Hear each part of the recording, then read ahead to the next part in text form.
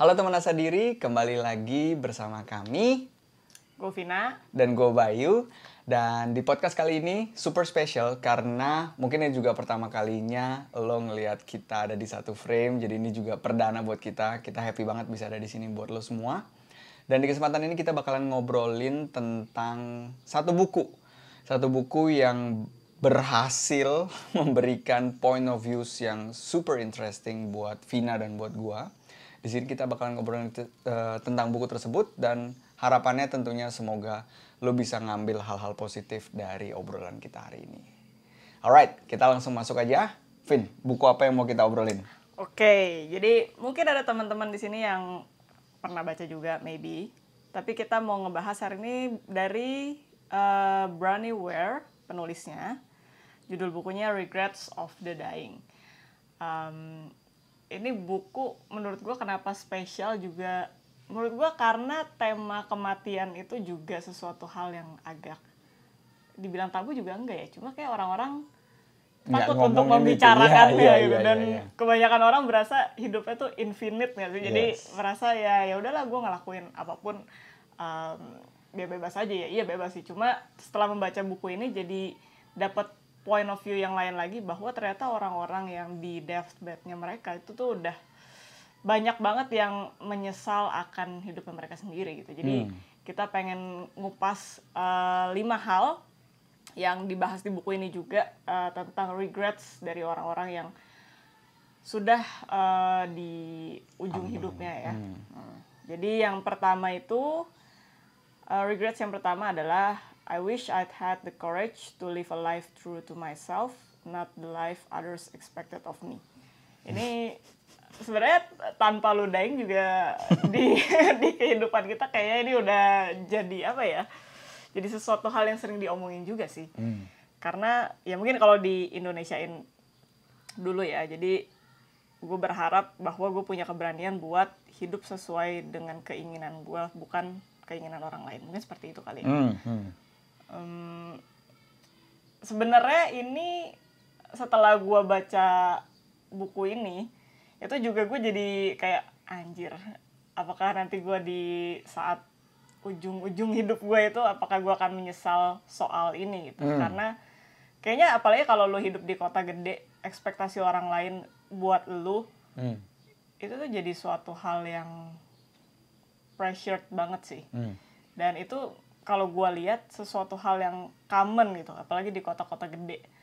Jadi sebenarnya tanpa lu dying pun mungkin banyak di antara lu semua yang berada di situasi itu gitu. Jadi ini kayak ya pengingat sih kalau buat gue.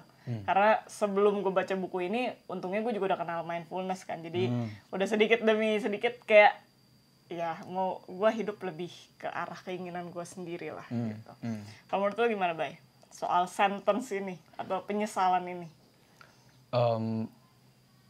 Begitu gue ngedenger dan ngebaca bagian ini, yang pertama gue rasain itu adalah rasa syukur. Kenapa? Karena balik lagi ke yang barusan lo bilang, gue bersyukur gue udah ketemu dengan mindfulness. Gue bersyukur gue nangkep diri gue sendiri yang menjalani hidup based on others' expectations. Dan gue berhasil mengumpulkan nyali dan mengambil keputusan yang lebih selaras dengan apa yang gue mau. Itu kan satu kalimat ya. Tapi prosesnya lu dan gue tahu dan kita semua tahu bahwa emang hidup tuh super kompleks dan super panjang juga gitu. Dan gak ada endingnya gitu kan. Jadi di sentence ini yang pertama, begitu gue dengar adalah rasa syukur itu tadi. Dan yang kedua adalah rasa mitgefühl, rasa empati di saat gue, terutama balik ke Indonesia ya. Yang tadi lu bilang, tinggal di kota gede, dengan kultur seperti ini, dengan melihat sosial kultur seperti ini, belum kita ngomongin family kultur yang juga lebih pekat lagi di darah kita kan. Yang kedengerannya tuh kalau misalkan gua berkoar-koar untuk berusaha untuk memberikan keberanian ke orang lain, ayo bisa lo lu melihat ke dalam, mempertanyakan lu tuh maunya apa, dan menjalani hidup ke arah yang lebih selaras dengan hidup lu gitu, dengan yang lu mau, dengan core values lu, dengan nilai-nilai lu. Bisa lu. Dan di saat gue terjun di sini, gue ngerasa juga ada perasaan yang muncul yang, oh, mungkin nggak semua orang bisa. Balik lagi karena situasi tersebut. Dua yang ekstrem nih ya, satu semua orang bisa, satu nggak semua orang bisa. Setelah gue telaah lagi, jawabannya itu tetap semua orang itu bisa, Vin. Semua orang itu bisa. Gue nggak bilang gampang. Banyak orang yang, maksud gue, faktor-faktor yang kita nggak bisa kontrol, variabel yang kita nggak bisa kontrol. Lu lahir atau gede atau berjuang di kota mana, beban, apalagi kalau lu tulang punggung keluarga yang lu harus deliver finansial, all of those things. Gua tidak menidakkan faktor tersebut, tapi lu bisa memilih, melihat dulu nih, gue maunya apa, dan lu pelan-pelan dengan lebih strategis dan dengan faith, percaya bahwa semua akan berjalan dengan baik, apapun arti dari baik tersebut ya, definisi dari baik setiap orang. Dan sehingga akan ada satu jalan atau satu hidup yang lebih selaras. Dan regret di sini, to close my sentence, di mana dia bilang, gue berharap gue punya nyali buat hidup dengan diri gue sendiri. Dan gue ngerti kenapa garis bawahnya tuh di nyali atau di keberanian itu. Karena kalau lu nggak berenang dengan ikan-ikan lainnya di arus yang sama, ya lu susah, Vin. Lu akan dapat input dari kiri kanan gitu loh. Lu akan dapat input dari kiri kanan. Lu akan mendapatkan ketidakyakinan akan diri lu sendiri. Ini gue bener nggak ya gitu? Kok orang lain semuanya hidupnya gini ya? Gue beda sendiri ya? Gimana ya? Belum mereka projecting their own insecurities to yourself. Sehingga lu harus, kita masuk ke tema boundaries. Gimana lu bikin boundaries supaya lu bisa menjaga keinginan lu nih gitu. Jadi ya gue yakin bahwa at the end of the deathbed that's what matters. Iya. That's what matters. Iya. Gue juga pas baca itu kan, itu soalnya di buku itu juga nggak cuma sentence doang kan. Di situ juga ada ceritanya kan dari beberapa orang yang diinterview kayak gitu. Dan gue juga kayak nilik atau ngebayangin gitu ya.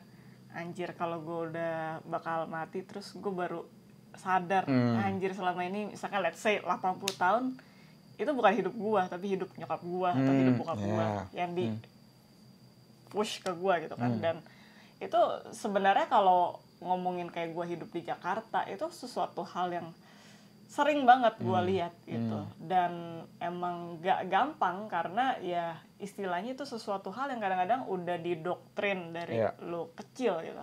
Lu harus belajar yang rajin biar jadi dokter, sarjana, or apalah gitu ya. Jadi ya emang sulit buat nge-break itu kalau lu ya courage itu sih, keberanian itu ya. Jadi ya mungkin dari podcast ini kita juga pengen ngajak kali ya, supaya yang dengerin juga sedikit refleksi gitu. Apakah sekarang hidup yang lu jalanin adalah hidup yang benar-benar, bukan lu mau ya, bilangnya apa ya, lu menjalani apa yang lu suka, lu inginkan gitu. Bukan idenya itu bukan ide dari orang lain di sekitar lu gitu. Karena sebenarnya kalau misalkan kita nggak, kayak gue misalkan nggak kenal mindfulness dan nggak baca buku ini, ya gue juga mungkin nggak jalan-jalan aja kan. Iya, jalan-jalan sampai akhirnya di titik itu gue baru sadar, anjir gue 80 tahun ngapain aja gitu kan. Bukan hal-hal yang gue inginkan yang gue alami gitu. Jadi ya ini ya, apa namanya kan, kalimatnya kan penyesalan selalu datang terlambat ya. Iya. Nah, encouragement gua adalah mending lu nyesel sekarang secara sadar gitu loh. Mending lu mempertanyakan itu sekarang gitu loh, sebelum lu ada di posisi di mana lu terpaksa untuk mempertanyakan karena lu nggak bisa ngapa-ngapain lagi, karena lu cuma laying down on your deathbed. Ya lu mempertanyakan dulu. Oke, kelihatannya kedengarannya kayak enak ya, Bay ya, gitu ya, kayak hidup selaras dengan apa yang lu mau gitu ya. Ini bukan ini bukan janji bahwa lu akan sukses, ini bukan janji bahwa lu akan mendapatkan kebebasan finansial, ini bukan ini, tapi ini adalah rasa dari kepuasan, keselarasan. Ya balik lagi ya, ini gue juga ngerti bahwa kita selalu struggling dalam menemukan kata-kata ya, karena ya orang tuh harus, dan gue yakin bahwa setiap yang ngedengerin dan kita juga udah pernah taste ini di dalam poin-poin di dalam hidup kita gitu loh. Sehingga ya mending lo mempertanyakan itu sekarang gitu loh. Karena mungkin yang lo pikir lo mau itu bukan yang lo mau loh. Mungkin yang lo pikir lo mau itu karena lo ikut-ikutan, sadar nggak sadar ya, karena orang-orang tuh maunya tuh punya mobil ini tuh. Berarti therefore gue juga harus mau mobil ini. Siapa bilang? Kan enggak. Nah, terus kalau gitu lo mempertanyakan, kalau gitu gue maunya apa? Kedengerannya gampang kan? Itu prosesnya juga anjay. Mau apa ya? Ini gue bukan ya? Beneran nih gue mau ini. Atau sebenarnya yang gue mauin adalah approval dari orang-orang karena gue punya mobil ini juga. Atau yang sebenarnya gue pengenin adalah rasa included di satu grup gitu misalnya gitu ya. Karena atau sebenarnya yang gue inginin adalah gue pengen merasa dilihat oleh kanan kiri gue. Jadi mobil itu tuh cuma bajunya doang gitu. Itu balik lagi mindfulness. Dimana lo bisa mengamati, ya kan? Jadi ya itulah maksud gue proses buat poin ini yang terpenting yang gue pengen share juga ke semua orang adalah lu refleksi, lu melihat gitu loh, melihat lu maunya apa, dan habis dari situ lu bangun step by step gimana caranya supaya lu bisa lebih selaras ke arah situ. Yes. Alright, kita move kali ya ke poin kedua. Regret yang kedua itu, I wish I hadn't worked so hard. Wah ini juga tipikal banget deh. Kayaknya orang-orang yang hidupnya di kota besar tuh sebelum dying aja udah pasti punya regret. Udah pasti. Iya itu mungkin, tapi ini gue melihatnya bisa lebih ke arah maskulin sih, Bay, atau mungkin pria ya, yang kayak gini. Karena apalagi kalau di kota-kota gede kan dia ditunjang untuk menjadi kepala rumah tangga yang bisa serve keluarganya secara finansial gitu kan. Jadi kadang-kadang ya bukannya suka bekerja tapi ya dituntut untuk harus bekerja sekeras mungkin gitu. Jadi ya mungkin ini juga menyinggung tema soal work-life balance. Kalau gue sendiri sih sebenarnya itu juga pokoknya intinya sih sebenarnya mindfulness itu ngebuka jalan yang gede banget sih buat gue. Jadi setiap kali ada hal-hal yang membuat gue nggak nyaman tuh gue jadi bisa kayak realize gitu. Nggak cepet cuma bisa realize lah. Jadi kadang-kadang sekarang kalau misalkan kerja gitu ya, gue tuh kalau di depan komputer bisa lama banget karena kerjaannya semua di depan komputer gitu. Cuma karena ada mindfulness jadi lebih bisa aware gitu, kayak badan tuh udah capek loh sebenarnya, udah nggak konsen loh kayak gitu, jadi kayak bisa tarik diri sedikit, kayak istirahat gitu. Mungkin yang jadi masalahnya adalah ketika orang tuh nggak sadar kalau mereka udah nge-push diri mereka terlalu keras gitu, sampai akhirnya collapse or overdrive. Iya, atau misalnya banyak kan yang kasus-kasus kerja apa sih itu namanya, burnout ya.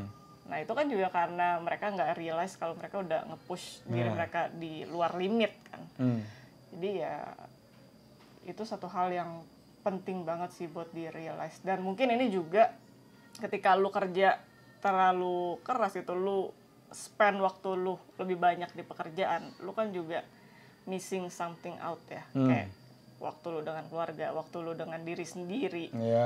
Ya, gimana lu bisa punya waktu untuk menilik ke diri lu sendiri kalau lu spend waktu 20 jam let's say, ekstrim ya, buat bekerja doang kan.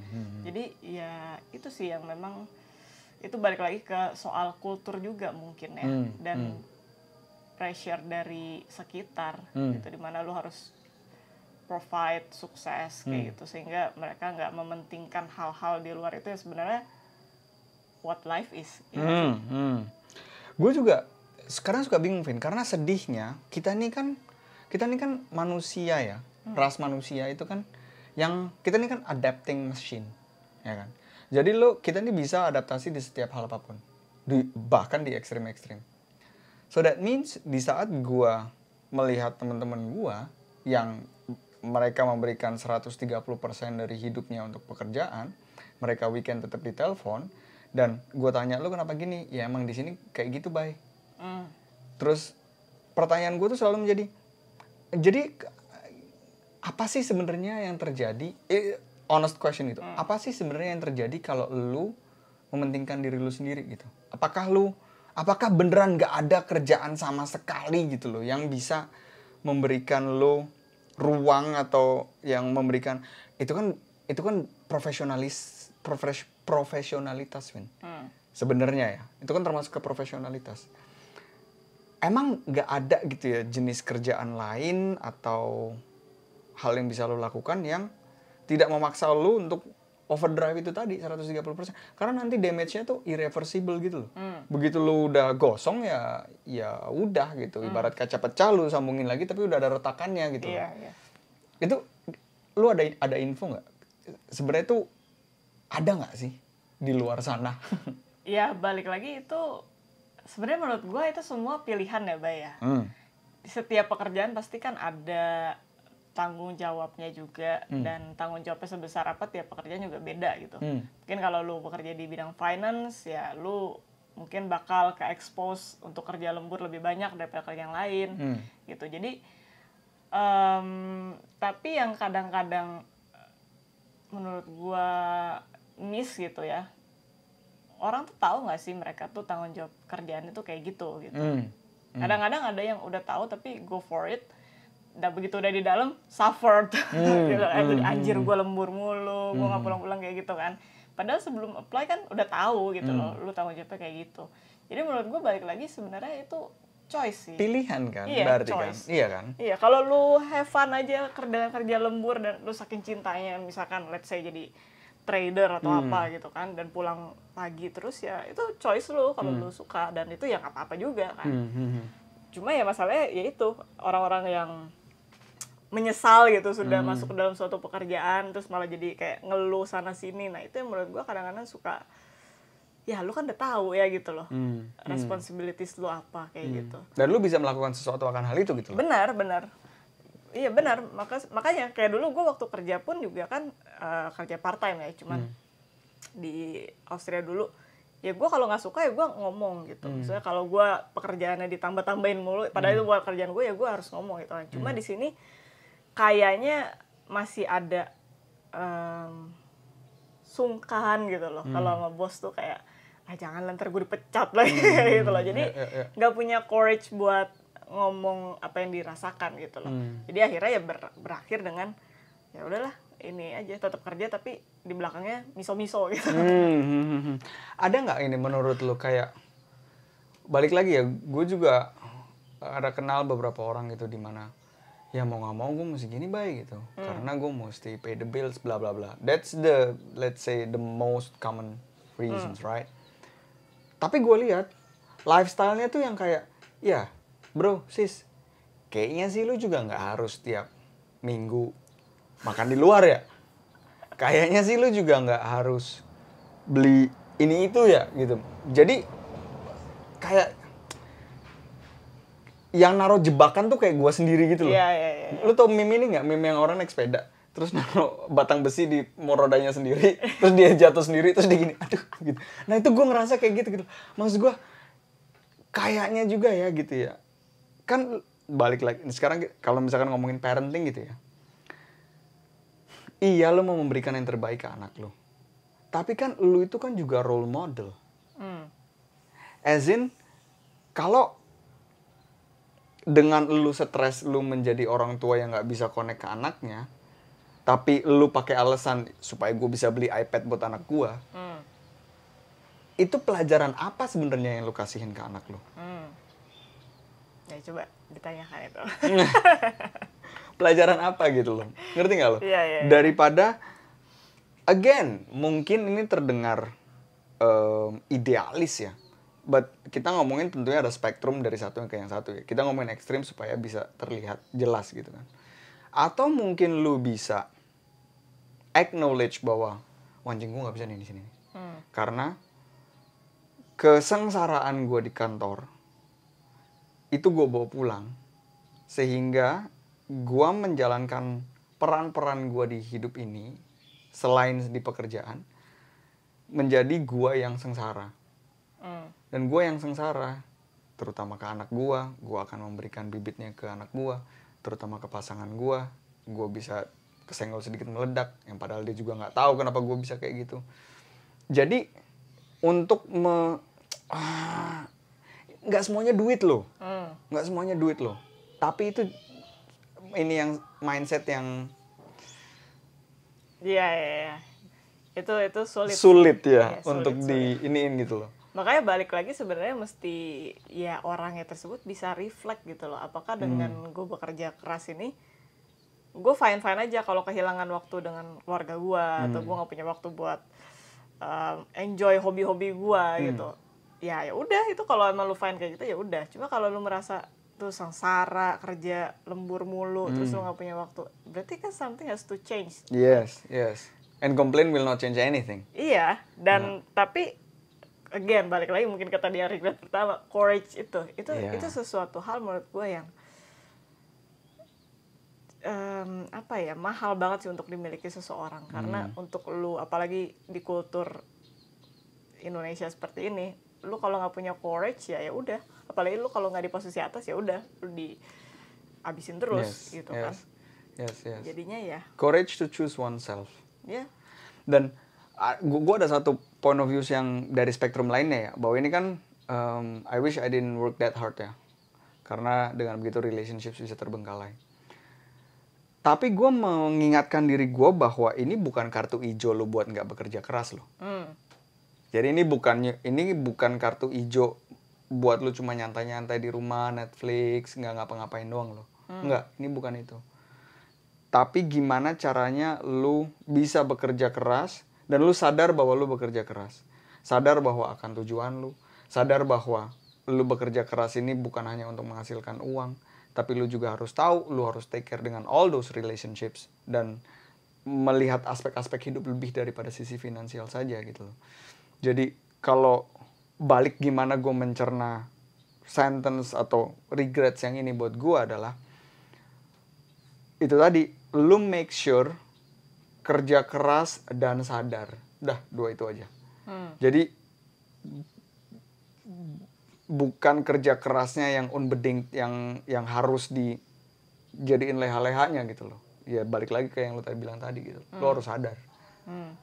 Ya intinya balik lagi itu sih, reflect ke apa yang lu rasakan gitu saat ini di situasi lu sekarang tuh kayak gimana. Lu ngerasa gak sih, Vin, bahwa kata itu ya, lu harus reflect akan apa yang lu rasakan ya. Bahwa nggak semua orang punya cugang, nggak semua orang punya akses lo ke rasa. Iya benar. Itu tuh udah saking baalnya atau saking terlalu, kalau ngomong rasa gitu ya, itu kayak, iya apaan sih lu, cheesy banget sih gitu lu, ini apaan sih gitu kan. Terus tiba-tiba kan cengeng banget sih. Kalau Indonesia tuh ini gue ya, dan gue juga kayak gitu dulu tendensinya ya. Orang Indonesia tuh defense mekanismenya apa? Komedi. Semuanya dibecandain. Semua dibecandain. Lu ngomong sesuatu yang begitu masuk ke honest conversations where you might get vulnerable because you start going into the feelings level, diangkat lagi ke hahi lagi, diangkat lagi ke hahi lagi. Iya. Itu sih. Iya. Ya karena kita kebanyakan juga mungkin generasi bonyok kita ya, itu jarang membicarakan soal feelings gitu kan. Ya. Oke. Alright. Lanjut.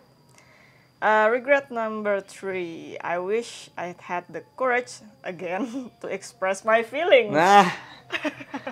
Segway-nya cakep nih anjir. Segway-nya cakep nih. Pas banget. Segway-nya cakep nih. Iya sih, ini menurut gue sih akarnya dari, kalau gue ngeliatnya akarnya dari parenting sih, Bay. Karena ya kayak pengalaman gue sendiri aja, kayak kalau cowok kan, adik gue cowok gitu ya kan, jangan cengeng kayak gitu kan. Jadi kayak Kalau nangis ya namanya anak kecil, kalau misalkan kesakitan nangis ya wajar kan gitu. Cuma kalau di Indo tuh seringnya ya jangan cengeng gitu lah. Ya stereotype kayak gitu-gitu yang akhirnya kita tuh dari kecil diajarin bukannya talk about our feelings tapi suppress our feelings gitu kan. Jadinya bukan sesuatu hal yang wajar gitu. Dan kalau kita udah gede mau ngomongin soal feelings itu kayak geli sendiri gimana gitu kan. Ya kan? Padahal itu sesuatu hal yang kalau dipendam terus ya lama-lama tuh lu kayak bawa ransel berat banget 10 kilo lebih kali ya. Yes, Itu gue ngerasain sendiri juga karena ya itu dari kecil gue nggak punya akses gimana gue bisa ngomongin my true feelings gitu. Kalau gue lagi sedih kayak gimana, kalau gue lagi kecewa itu ngomongin kayak gimana gitu. Paling nggak misalkan gue curhat gitu ya kayak kebonyok, ya udah paling cuma sebatas lewat aja gitu loh. Jadi nggak benar-benar di acknowledge gitu. Jadi itu sesuatu hal yang menurut gue hopefully di generasi kita dengan informasi yang lebih banyak soal parenting bisa lebih ya itulah acknowledge sih sebenarnya. Itu kata-kata mungkin yang menurut gue pas ya. Karena kalau lu cuma didengerin aja tapi nggak apa ya kayak nggak ada empatinya gitu, itu menurut gue sama juga sih. Kayak cuma sembari lewat aja gitu. Kalau lu gimana? Ada itu ini sih apa namanya, dan bukan sabar baik. Kenapa juga sulit untuk belajar ini langsung di dunia nyata? Karena begitu lu mengutarakan feeling lu, begitu lu jujur keluar gitu ya. Nih, ada kemungkinan lingkungan lu tuh nggak tahu dengan info tentang feeling lu ini, ya gue mesti ngapain gitu. Sehingga ya either lu nggak di-acknowledge atau mereka akan menertawakan, which is even worse, you know. Sehingga itu menjadi feedback buat kita, oh kalau kita terbuka, itu diremas loh ternyata hati kita. Ya udah, berarti logikanya mathematic equation aja. Kalau gue melakukan ini hatinya diremas, ya berarti gue akan menutup hati gue. Super simple. Jadi, menurut gue, lu cari, kita udah ngomongin tentang the closest 5% will make or break who you are. Gimana caranya lu bisa mencari lingkungan di mana lu bisa being vulnerable and showing and expressing those feelings. Itu dari sisi luarnya. Dari sisi dalamnya lagi, yang lebih gampangnya lagi. Kalau lu bisa sampai di titik di mana gue ngomongin bukan lu ya, Vin. Gue juga gitu. Kalau kita bisa sampai di titik di mana kita sadar bahwa yang ada di kontrol kita adalah kita being vulnerable atau enggak, dan ekspresi atau feedback dari orang lain itu tidak ada di kontrol kita, sehingga gue akan puas kalau gue udah bilang, Vin, gue grateful lo akan lo. Udah, gue nggak butuh input feedback dari lu, gue nggak butuh, oh iya baik gue juga, oh iya atau apa gitu. Gue nggak, itu gue dalam tanda kutip nggak peduli. Kalau gue udah bisa ada di state tersebut, itu rasanya bebas, Vin. Itu rasanya bebas. Karena kebahagiaan lo, kebahagiaan gue, rasa puas gue, tidak ada di tangan orang lain. Adanya di tangan gue. Ini gue ekspres ini nggak ya? Ekspres ini nggak ya? Kayak misalkan gue jalan aja gitu. Gue tahu itu bukan ininya di sini, bukan kulturnya di sini. Misalkan gue lihat ada cowok, rambutnya bagus potongannya. Gue bilang, mas, rambutnya bagus deh. Gitu. Kemungkinan besar karena kita di kota gede, anjing, apa nih yang lu mau nyolong, lu mau ini ya, mau hipnotis, mau apa gitu kan, banyak kan. Jangannya tuh banyak deh kalau di sini ya, yang gue rasain di dalam stay gue di sini ya. But gue nggak bisa kontrol itu gitu loh. Intensi gue adalah baik, gue ngeliat ini bagus, gue suka, dan gue pengen memberikan komplimen ke seseorang. And that's it. Itu, dan kalau kita bisa nyampe ke titik tersebut, itu bebas sih. Ya makanya penting banget sih soal yang si inner circle kita itu ya, siapa yang kita bisa curhatin gitu. Yes. Karena kalau lu curhat ke orang yang salah, itu bukan cuma lu nggak didengerin, tapi bisa aja lu malah dijudge. Itu bisa kayak gini loh, ini bisa kayak gini loh, malah dikuliahin gitu lah istilahnya. Nah jadi memang kayak di episode dulu kita juga udah pernah ya, lu harus pilih kayak at least ya 3 sampai 5 orang yang Orang benar-benar yang lu relevan percaya ya. gitu, yang bisa kasih kejujuran atau denger bener-bener dengan empati. Karena ada orang-orang yang denger tuh cuma oh ya gitu, cuma sembari lewat aja gitu. Yang penting lu cerita ya gue ada di sini, tapi mereka nggak dengerin gitu. Makanya kalau di bahasa Inggris kan ada listen sama hear kan. Cuma kalau di sini kan denger ya udah nih gue dengerin, ngomong aja udah, tapi sambil ngapain gitu kan. Jadi ya inner circle tuh penting. Sama gua juga kalau lagi ada sesuatu hal yang mengganjal ya, journaling itu membantu banget sih. Itu membantu banget sih, karena ketika lu nggak punya seseorang yang saat itu lagi ada buat lu curhatin gitu, nulis itu membantu banget loh, karena lu jadi bisa breakdown gitu kan. Oh gue nih ngerasa kayak gini, kenapa ya tadi ada hal apa yang nge-trigger gue ya kayak gini. Jadi itu sambil lu express feeling, lu juga sambil menelaah diri lu sendiri juga gitu. Oh ternyata gue kalau ada situasi yang kayak gini, gue bakalan responnya kayak gini. Tapi kenapa ya responnya selalu kayak gitu? Nah itu kan jadi kayak pelajaran buat diri lu sendiri juga kan. Jadi ya itu sih. Journaling tuh, wah itu gila sih. Jadi journaling itu, gue agree 150% dengan itu. Dengan journaling, kalau kita bilangnya adalah kalau nggak ada orang lain yang ada di situ buat gue ya, journaling itu adalah bentuk apa? Journaling itu adalah bentuk ada satu orang yang selalu ada di situ, yaitu gue sendiri.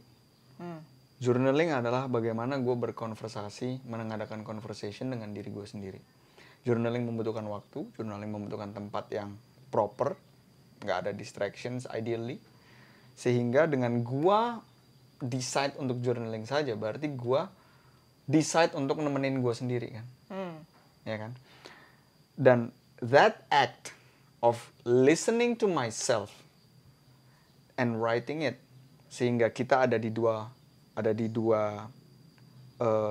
mode ini. Yang pertama adalah Bayu dan Vina yang merasakan, yang mengexperience, yang merasakan semua perasaan yang lagi nggak enak yang lagi datang ini. Dan ada satu lagi nih, mode Vina dan Bayu yang mengamati. Mengamatinya gimana? Kalau meditasi ya kita mengamatin gitu ya. Tapi dengan journaling, lu baca lagi yang kayak tadi lu bilang kan. Lu baca lagi apa yang lu tulis. Sehingga tiba-tiba lu bukan lagi tulisan tersebut gitu. Lu bukan lagi perasaan tersebut. Dan itu bisa membantu lu untuk mengerti lu lebih dalam lagi. Itu bisa membantu lu lah gitu. Kalau lu rutin ya ngejalanin, or at least kalau lu nemuin sesuatu hal yang kayak gede gitu ya, yang pengen lu tulis gitu, lu kalau menilik itu nanti kayak misalnya 5 tahun setelahnya gitu, lu bakal menilik, oh gue udah bukan orang yang kayak gitu lagi. Itu pencapaian luar biasa. Yes. Kalau lu praktekkan ya apa yang lu tulis itu. Iya.